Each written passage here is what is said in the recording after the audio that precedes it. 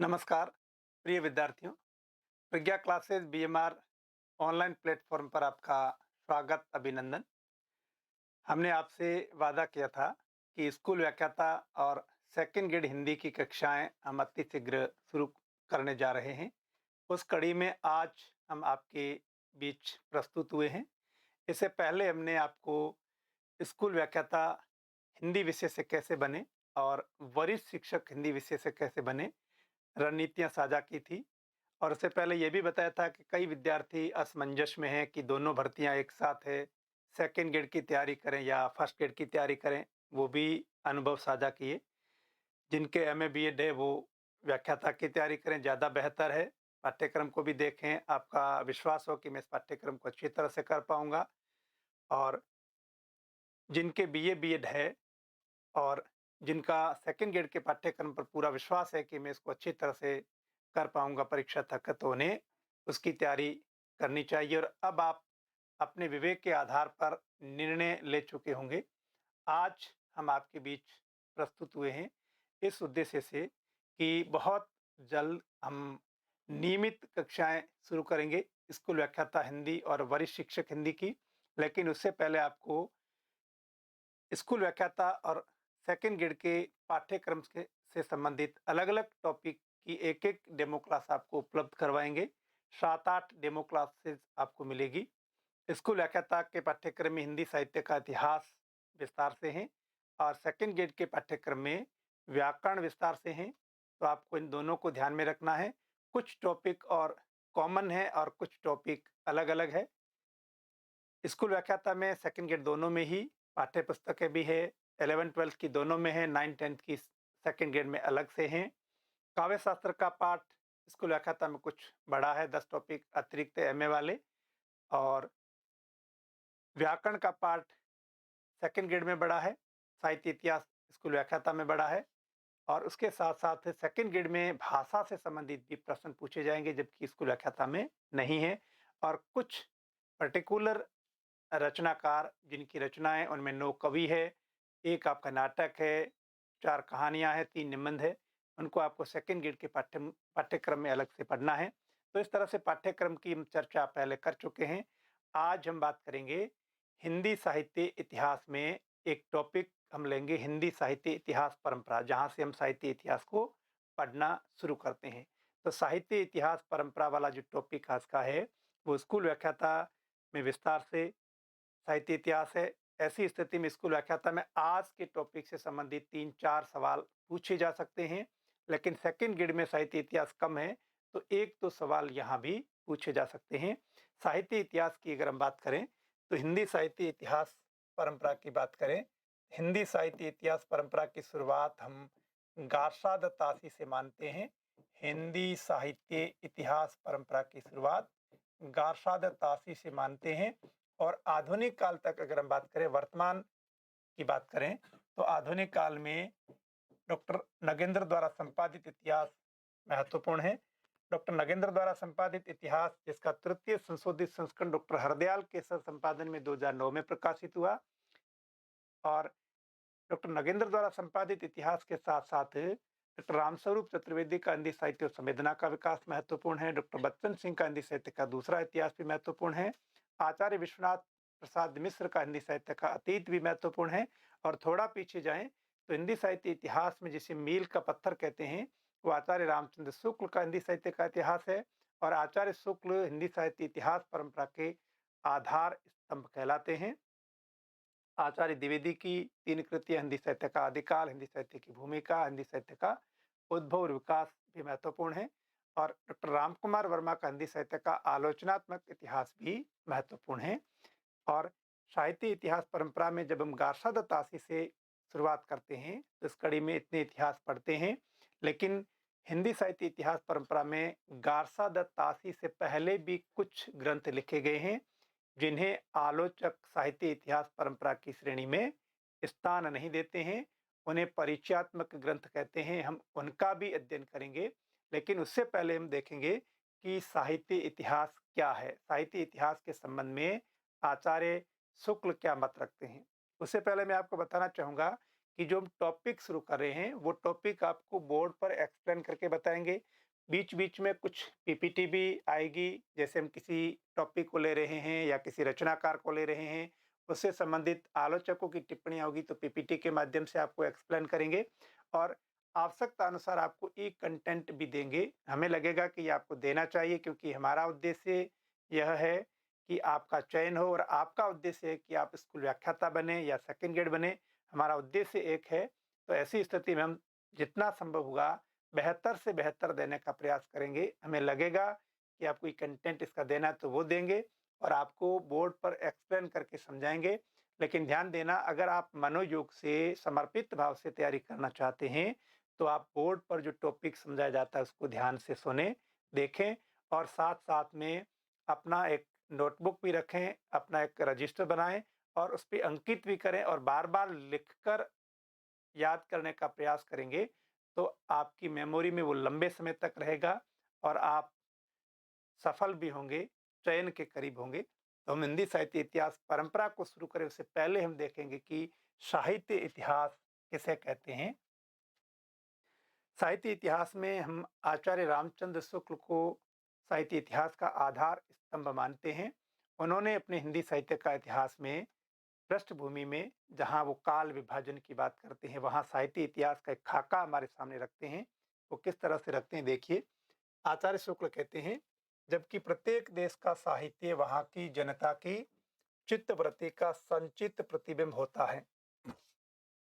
ध्यान देना, आचार्य शुक्ल क्या कहते हैं, जबकि प्रत्येक देश का साहित्य वहाँ की जनता की चित्तवृत्ति का संचित प्रतिबिंब होता है। आज की बहुविकल्पात्मक परीक्षाओं में पूरी परिभाषा नहीं आती है, बीच से पूछा जाता है। जैसे हमने ये परिभाषा, लंबी परिभाषा आचार्य शुक्ल की, इसमें इतना सा परीक्षा में आ सकता है कि किसने कहा है साहित्य जनता की चित्तवृत्तियों का संचित प्रतिबिंब है। तो किसने कहा है? आचार्य रामचंद्र शुक्ल ने कहा है। ध्यान देना, आचार्य शुक्ल क्या कहते हैं? साहित्य जनता की चित्तवृत्तियों का संचित प्रतिबिंब है। जनता की चित्तवृत्तियां जैसे बदलेगी साहित्य में परिवर्तन आ जाएगा। आगे वे कहते हैं, तब ये निश्चित है कि जनता की चित्तवृत्ति के परिवर्तन के साथ साथ साहित्य के स्वरूप में भी परिवर्तन होता चलता है। आदिकाल की स्थितियां अलग थी। कभी राजाओं के आश्रय में रह करके राजाओं का यशोगान अतिशयोक्तिपूर्ण वर्णन कर रहे थे। भक्ति काल की स्थितियां अलग थी। वहां भक्ति जन आंदोलन के रूप में सामने आती है, तो काव्य का स्वरूप भी बदल गया। फिर आगे हम 17वीं शताब्दी 18वीं शताब्दी की बात करें तो यहाँ भोग विलास का जीवन है, फिर सामंती जीवन है। ऐसी स्थिति में कवि भी श्रृंगारिकता में जो है डूब करके कविता लिखते हैं और फिर परिवर्तन और आता है। तो कहने का अर्थ यह है कि जनता की चित्तवृत्ति में परिवर्तन आता है तो साहित्य के स्वरूप में भी परिवर्तन आता है। आचार्य शुक्ल कहते हैं, आदि से अंत तक इन्हीं चित्तवृत्तियों की परंपरा को परखते हुए साहित्य परंपरा के साथ उनका सामंजस्य दिखाना ही साहित्य का इतिहास कहलाता है। ध्यान देना, ये आचार्य शुक्ल की सटीक परिभाषा है। जनता की चित्तवृत्ति किस पर निर्भर करती है? सामाजिक, राजनीतिक, सांप्रदायिक और धार्मिक परिस्थितियों पर, ऐसा आचार्य शुक्ल कहते हैं। आचार्य शुक्ल का इतिहास लेखन का दृष्टिकोण विधेयवादी माना जाता है। वे युग बोध को केंद्र में रखते हैं, युग की चेतना को केंद्र में रखते हैं। इसी तरह की परिभाषा डॉक्टर नगेंद्र की मिलती है। डॉक्टर नगेंद्र कहते हैं, युग चेतना और साहित्य चेतना के समन्वय पर आधारित, यानी युग की जैसी चेतना होगी साहित्य में भी वही चेतना होगी, के समन्वय पर आधारित साहित्य के इतिहास के संश्लिष्ट स्वरूप को ही हमें स्वीकार करना चाहिए। तो इस तरह से हमने आचार्य शुक्ल की साहित्य इतिहास की परिभाषा को देखा। उसमें आपके बहुविकल्पात्मक प्रश्नों के आधार पर अगर हम देखें तो वो ऊपर की पंक्ति जरूर याद रखना। किसने कहा है साहित्य जनता की चित्तवृत्तियों का संचित प्रतिबिंब है? आचार्य रामचंद्र शुक्ल ने।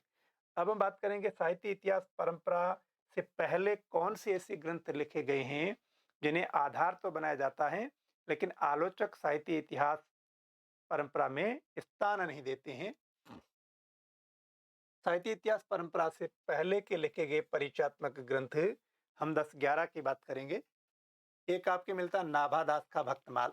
नाभादास के भक्तमाल के संबंध में ठीक से उल्लेख नहीं है कब लिखा गया, लेकिन अलग अलग मत मिलते हैं। डॉक्टर धीरेन्द्र वर्मा कहते हैं 1585, आचार्य शुक्ल 1592 की बात करते हैं कि लगभग लिखा गया है नाभादास के भक्तमाल में 200 भक्तों का कितने ध्यान देना 200 भक्तों का 316 छप्पियों में वर्णन है 316 छप्पियों में वर्णन है 200 भक्तों का 316 छप्पियों में वर्णन है। नाभादास का भक्तमाल एक महत्वपूर्ण ग्रंथ है जिसमें रामानंदी संप्रदाय के शिष्यों को स्थान दिया गया है और यह ब्रिज भाषा में लिखा गया है।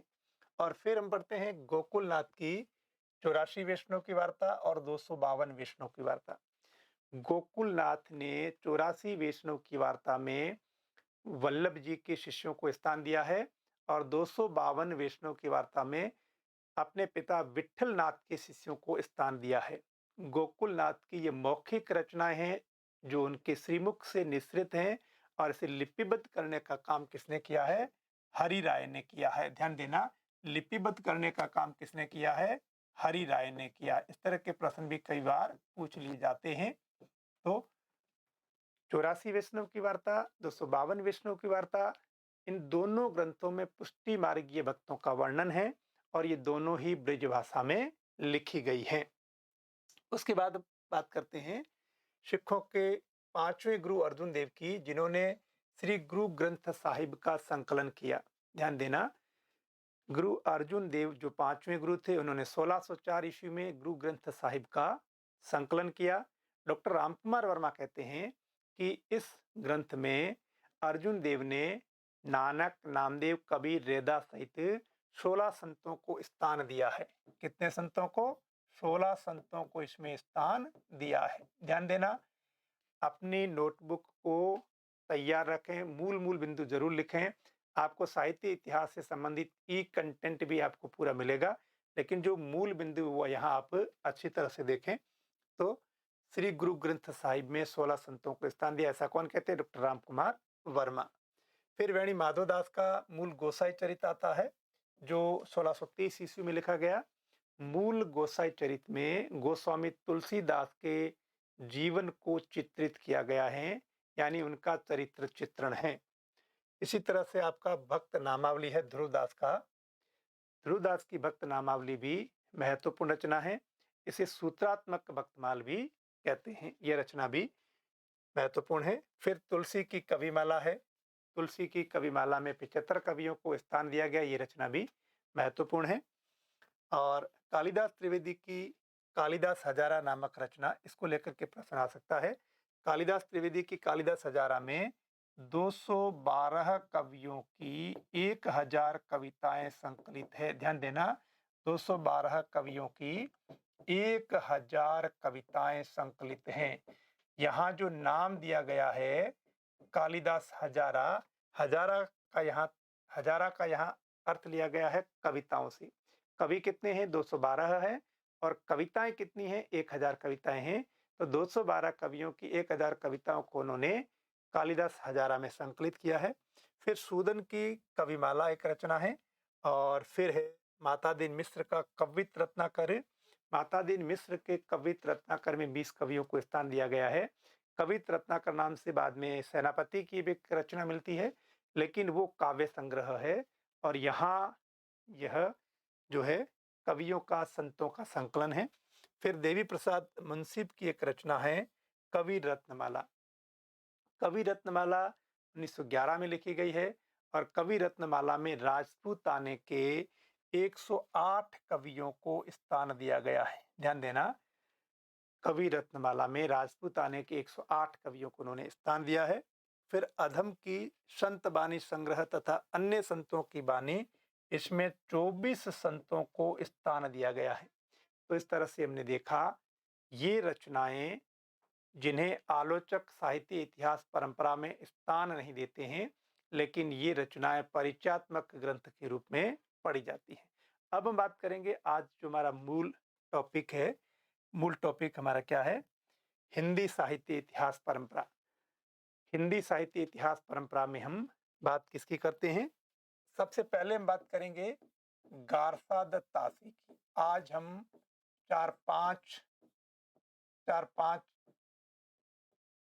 साहित्य इतिहासकारों को देखेंगे। सबसे पहले हम लेंगे गारसा दत्तासी को। गारसा दत्तासी के बाद मौलवी करीमुद्दीन की बात करेंगे।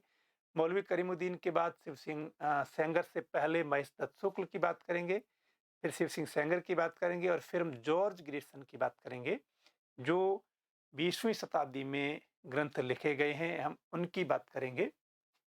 ध्यान देना, गारसा दत्तासी की रचना इस्तवार द ला लिटरेतुर, इस्तवार इस्तवार द ला लिटरेतुर लिटरेतुर एंदुई ए हिंदुस्तानी, एंदुई ए हिंदुस्तानी।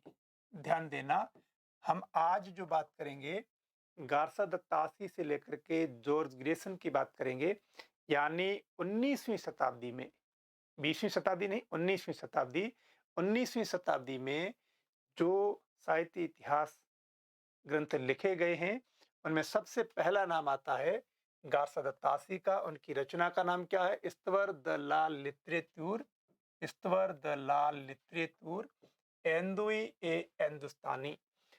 गारसा दत्तासी एक फ्रेंच विद्वान थे।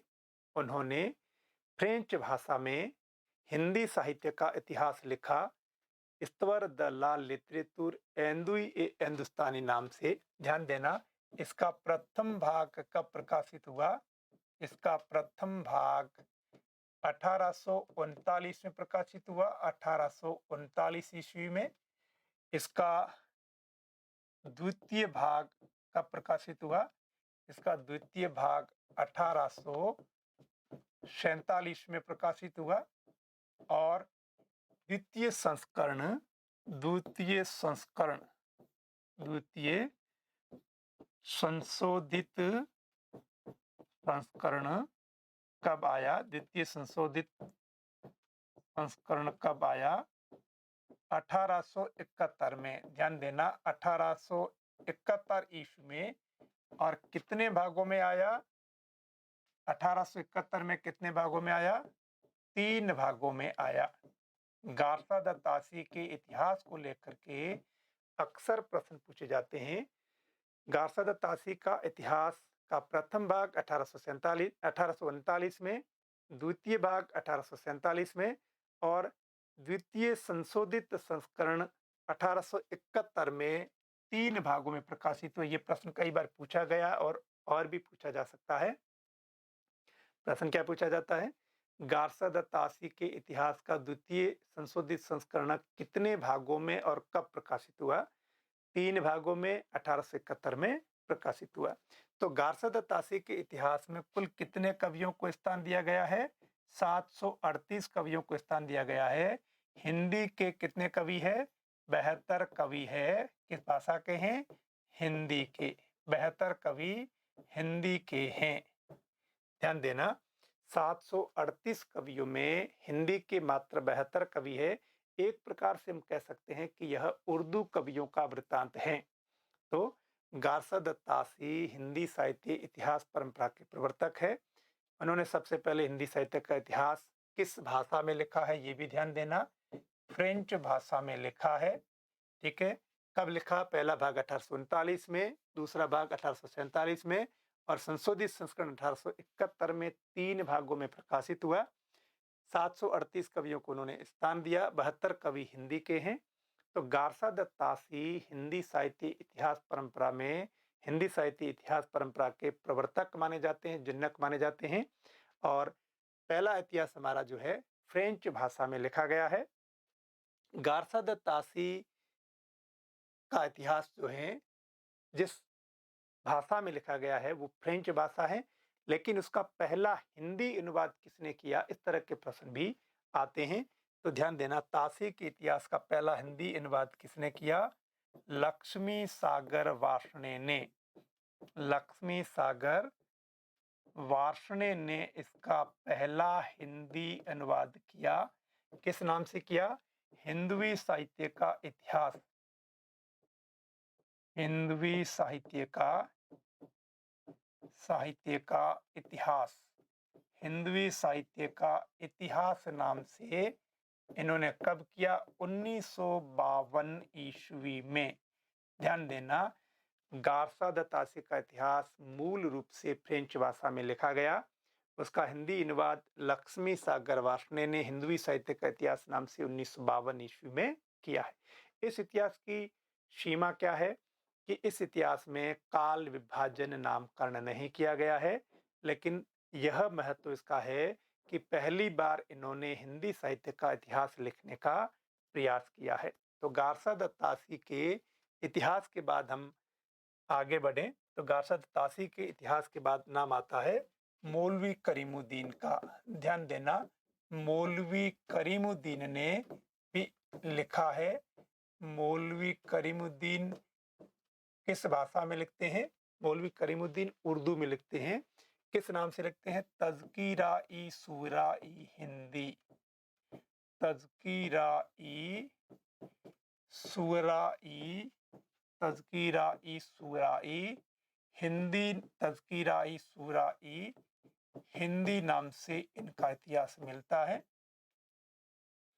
मौलवी करीमुद्दीन 1848 ईस्वी में तज़किरा-ई सूरा-ई हिंदी नाम से इतिहास लिखते हैं और इसमें 1004 कवियों को उन्होंने स्थान दिया और उनमें 62 हिंदी कवि है। ध्यान देना, गारसा दत्तासी के बाद मौलवी करीमुद्दीन साहित्य इतिहास परंपरा में आते हैं।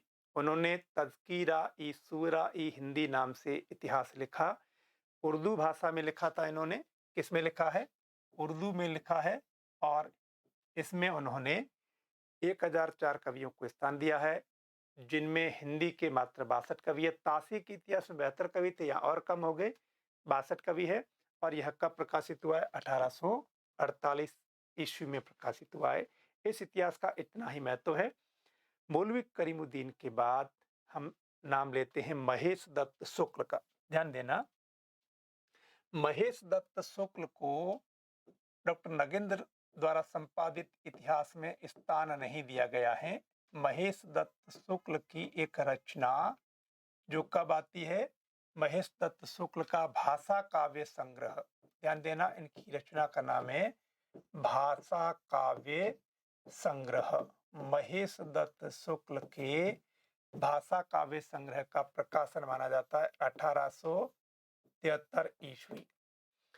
महेश दत्त शुक्ल के भाषा काव्य संग्रह को साहित्य इतिहास परंपरा में डॉक्टर रामकुमार वर्मा ने स्थान दिया है, लेकिन डॉक्टर नगेंद्र द्वारा संपादित इतिहास में इसे स्थान नहीं दिया गया है। रामकुमार वर्मा के इतिहास में इसे साहित्य इतिहास परंपरा में स्थान देने के साथ साथ यह भी बताया गया है कि हिंदी भाषा में लिखा गया यह पहला इतिहास है। हिंदी भाषा में लिखा गया पहला इतिहास है। ध्यान देना, डॉक्टर रामकुमार वर्मा के अनुसार। बस इसका इतना ही उल्लेख मिलता है कि भाषा काव्य संग्रह नाम से महेश दत्त शुक्ल ने लिखा है ग्रंथ। और महेश दत्त शुक्ल के बाद नाम आता है शिव सिंह सेंगर का। ध्यान देना, शिव सिंह सेंगर की रचना किस नाम से मिलती है? शिव सिंह सेंगर ने शिव सिंह सरोज नाम से लिखा है। शिव सिंह सेंगर ने शिव सिंह सरोज नाम से कृति लिखी है। कब लिखी है? 1883 ईस्वी में। शिव सिंह सेंगर ने शिव सिंह सरोज नाम से 1883 ईस्वी में इतिहास लिखा है। इसमें लगभग 1000 कवियों को स्थान दिया गया है। कहीं कहीं आलोचक मानते हैं कि 838 कवियों को स्थान दिया है। आचार्य शुक्ल ने लिखा है लगभग 1000 कवियों को स्थान दिया है। डॉक्टर नगेंद्र लिखते हैं लगभग 1000 कवियों को स्थान दिया है। स्थान दिया यानी सहस्त्र कवियों को स्थान दिया, लेकिन कहीं कहीं मिलता है उल्लेख के 838 कवियों को स्थान दिया गया है। ध्यान देना, शिव सिंह सेंगर का शिव सिंह सरोज हिंदी भाषा में लिखा गया सामान्य रूप से पहला इतिहास माना जाता है। तो यहाँ हम कह सकते हैं कि हिंदी साहित्य इतिहास परंपरा का प्रस्थान बिंदु अगर हम हिंदी भाषा की बात करें तो शिव सिंह सेंगर से मान सकते हैं, जिन्होंने शिव सिंह सेंगर 1883 में लिखा है। इसमें कालक्रम का ध्यान रखा गया, लेकिन काल विभाजन नामकरण यहाँ भी नहीं है। तो शिव सिंह सेंगर के शिव सिंह सरोज के बाद में जो नाम मिलता है वो महत्वपूर्ण है। शिव सिंह सरोज के बाद में नाम मिलता जॉर्ज ग्रियर्सन का। ध्यान देना, हिंदी साहित्य इतिहास परंपरा में जॉर्ज ग्रियर्सन का महत्वपूर्ण नाम है, जॉर्ज ग्रियर्सन। जॉर्ज ग्रियर्सन ने किस नाम से इतिहास लिखा है? The modern vernacular, the modern vernacular literature of Hindustan, the modern vernacular literature of Hindustan नाम से इन्होंने इतिहास लिखा है। आचार्य शुक्ल के इतिहास में देखोगे तो आपको वहां मिलेगा the modern vernacular literature of northern Hindustan, लेकिन प्राय जो इतिहास में मिलता है, क्या मिलता है? The modern vernacular literature of Hindustan. George Grierson का यह इतिहास एशियाटिक सोसाइटी ऑफ बंगाल, ध्यान देना इस तरह के प्रश्न आते हैं, Asiatic society of Bengal, Asiatic society of Bengal, Asiatic society of Bengal की पत्रिका के विशेषांक के रूप में छपा। ठीक है, ये इतिहास कब प्रकाशित हुआ? 1888 ईस्वी में। शिव सिंह सरोज का था 1883 में, और the modern vernacular literature of Hindustan 1888 में आया। और यह एशियाटिक सोसाइटी ऑफ बंगाल की पत्रिका के विशेषांक के रूप में पहले आता है, लेकिन यह इतिहास एक महत्वपूर्ण माना जाता है। क्यों? क्योंकि साहित्य इतिहास वही महत्वपूर्ण है जिसमें काल विभाजन और नामकरण हो। तो इसमें पहली बार काल विभाजन का प्रयास किया गया है। ध्यान देना, पहली बार काल विभाजन का प्रयास किया गया। पहली बार क्या है? काल विभाजन। पहली बार काल विभाजन किया गया, क्योंकि इससे पहले जो भी हमने इतिहास देखे हैं, पहली बार काल विभाजन किया गया है। और हिंदी साहित्य इतिहास को कितने कालों में विभाजित किया है? मोटे रूप में 11 कालों में। कुल इसमें 12 अध्याय हैं, लेकिन 11 कालों में विभाजित है। 12वां अध्याय जो विविध नाम से है, लेकिन इसमें एक इसकी हम सीमा मान सकते हैं कि इसमें काल विभाजन का प्रयास तो किया गया है, पहली बार काल विभाजन किया गया, लेकिन काल विभाजन में कोई तारतम्यता नहीं है। जो प्रवृत्तियों के आधार पर काल विभाजन होना चाहिए, वैसे इसमें काल विभाजन नहीं है। कहीं उन्होंने सत्ता को आधार बनाया, कहीं उन्होंने वर्ग विशेष को आधार बनाया, कहीं उन्होंने प्रवृत्ति को आधार बनाया, कहीं उन्होंने कवि विशेष को आधार बना दिया है। कहीं वो चारण काल कहते हैं, कहीं वो तुलसी युग कहते हैं, कहीं रीति काल नाम दे देते हैं, कहीं महारानी विक्टोरिया के शासन में हिंदुस्तान कह देते हैं। यानी कहने का अर्थ है कि उन्होंने प्रवृत्तियों को आधार नहीं बनाया, बल्कि काल विभाजन में कोई तारतम्यता नहीं है। लेकिन हम ये कह सकते हैं कि पहली बार काल विभाजन का उन्होंने प्रयास किया है और संपूर्ण इतिहास को 11 कालों में उन्होंने विभाजित किया है। अब इस इतिहास में 2-3 बिंदु जो महत्वपूर्ण वो कौन से हैं कि उन्होंने अपने इतिहास में 952 हिंदी कवियों को स्थान दिया है। ध्यान देना, हिंदी भाषा में लिखा गया पहला इतिहास तो माने सामान्य रूप से तो मानते हैं शिव सिंह सरोज को, लेकिन ध्यान देना ऐसा पहला इतिहास जिसमें शुद्ध रूप से हिंदी कवियों को स्थान दिया है वो है जॉर्ज ग्रियर्सन का the modern vernacular literature of Hindustan, जिसमें 952 हिंदी कवियों को स्थान दिया गया है। 952 हिंदी कवियों को स्थान दिया है। ध्यान देना, जॉर्ज ग्रियर्सन कहते हैं कि अगर हम हिंदी साहित्य का इतिहास लिख रहे हैं तो हिंदी साहित्य के इतिहास में हिंदी से इतर जो भी कवि है, चाहे वो अपभ्रंश के हैं या उर्दू के हैं या संस्कृत के हैं, उनको कोई स्थान नहीं दिया जाना चाहिए। उन्होंने शुद्ध रूप से हिंदी कवियों को स्थान दिया है और 952 कवियों को उन्होंने स्थान दिया है। ध्यान देना, जॉर्ज ग्रियर्सन ने पहली बार भक्ति काल को स्वर्ण काल कहा है। ये प्रश्न भी कई बार पूछा जाता है। भक्ति काल को उन्होंने क्या कहा है? स्वर्ण काल कहा है। जॉर्ज ग्रियर्सन ने भक्ति काल को स्वर्ण काल कहा है। यह भी महत्वपूर्ण है कि भक्ति काल को सर्वप्रथम स्वर्ण काल किसने कहा है? जॉर्ज ग्रियर्सन ने कहा है, क्योंकि वो कहते हैं कि भक्ति काल में समन्वय भावना है, समन्वय भावना के आधार पर इसे स्वर्ण काल कहना चाहिए।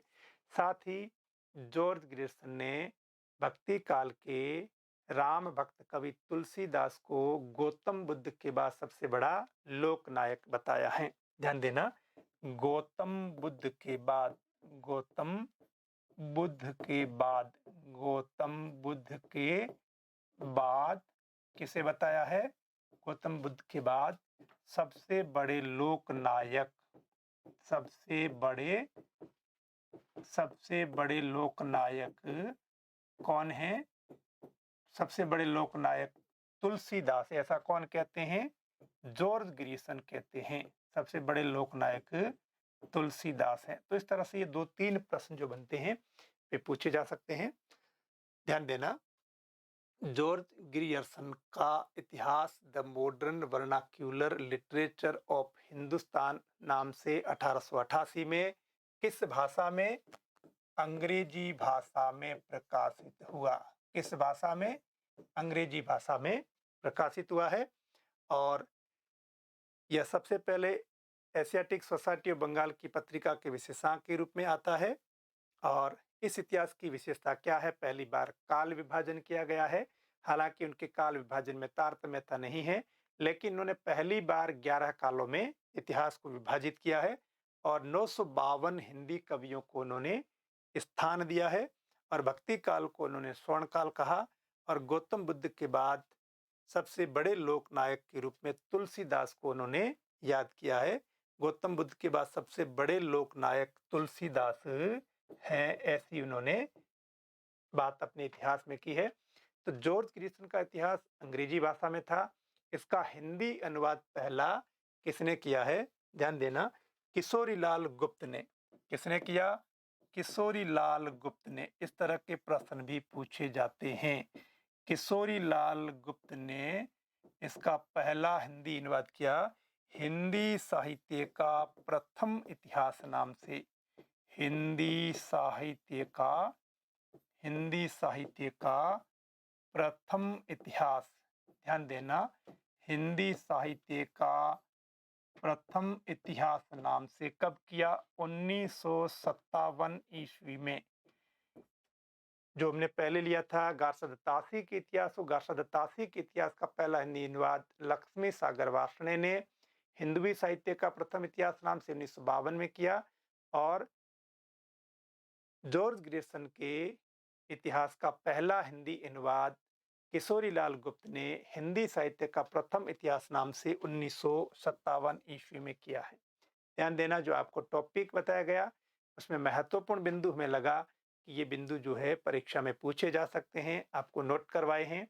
आप कक्षा को ध्यान से सुनने के बाद में अपने नोटबुक में इनको अंकित करें, अभ्यास करें और जैसे ही आपका एक टॉपिक पूरा होगा, आपका ऑनलाइन प्लेटफॉर्म पर ही टेस्ट लिया जाएगा, जिससे आपका मूल्यांकन होगा कि आपका स्तर क्या है।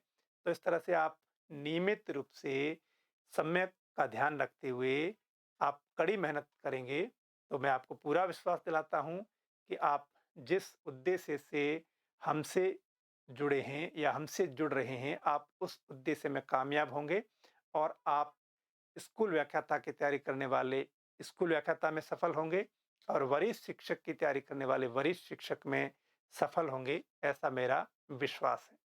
धन्यवाद।